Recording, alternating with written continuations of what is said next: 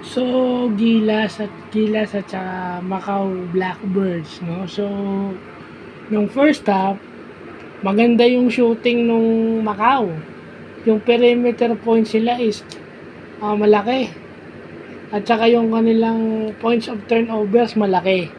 So, kagaya nung PBA Finals, hindi ka pwedeng totally reliant sa outside shot.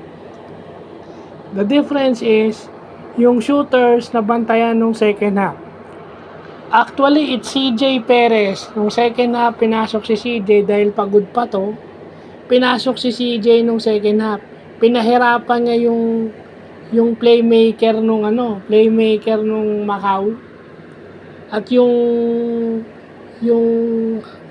kanilang isa pang shooter, kung sino ang player na nagbabantay ron, inaasawa. No? At saka, yun turnover, no? Hindi nga pinagpahinga yun Sa dulo na lang pinagpahinga yung buong third quarter, yun yung lineup nila, nakasama si CJ and Justin Brownlee happens, no? Nagyayabang itong gumagwardya kay Brownlee, akala siguro nung Macau dahil tambak na, akala hindi mahahabol. 17 points ang lamang at pumapasok yung tira nila nung first half. So wala rin yun maaring dahil slow start si Brownlee, no? Hindi masyadong, although umiscore siya, pero yung hindi sunod-sunod. Pero pagdating nung second half, naging aggressive siya. At saka ito yung talagang bumabato na si Brownlee, no? Bumabato na siya, talagang desidido, buo yung loob niyang tumira. Kasi nung first half niya, umi-score siya, pero hindi niya sinosolo. No? Yun na lang yun. Kaya sabi ko nga yung RHJ at saka yung Brownlee, yun ang sagot every time nalalamangan. Kita nyo, yung offense nun. No? At saka itong si Papa Dwight, yun din si Papa Dwight, medyo slow yung start ni St. Dwight. Di ba? Slow yung start niya. Silent yung puntos ni Papa Dwight. At saka yung activity ni AJ Edu. Yung athleticism ni AJ Edu, yung rebounding niya, at saka yung rim protection na napoprovide niya, malaking tulong sa team niya. So, yun, nakahabol yung Gilas at lumamang kaya at nanalo, di ba? I mean, yun yung dapat matutunan ni RJ na kung medyo malas ka, kung may depensa ka, gagamitin ka. Ito mo si Newsam, inubos yung 5 foul, kakadepensa. Si CJ, ganun din. Diba? Konti lang ang punto si CJ, pero sa depensa siya inasahan.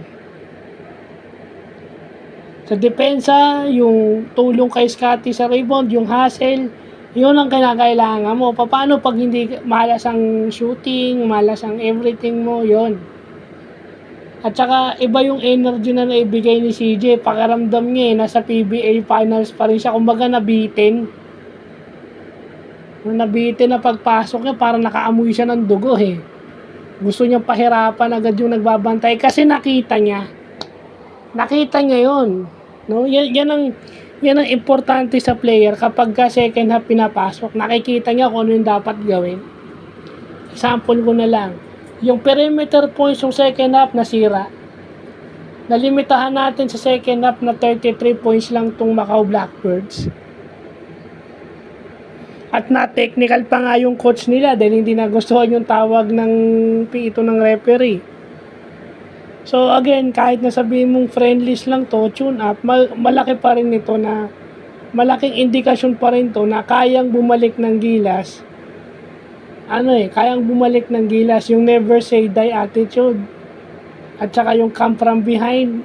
Ang patunayan ng Gilas na hanggat hindi pa tapos yung laro, pwede pang bumalik. Tsaka syempre, hindi nila papahayain yun. 8,000 yung nanood. 8,000 na tao yung nanood. So, 8,000 na people yung nagbayad ng ticket. So, worth it yung kasi maganda ang pinakitang depensa ng ating players sa second half.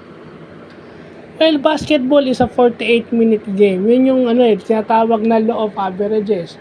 Nag-adjust yung Gilas, dumipensa, rumebound, humustle, at yung tira nila hindi 3-point shots kung open lang except for Brownlee karamihan ng tira nila paloob, which is masigurado kasi mas malapit sa ring.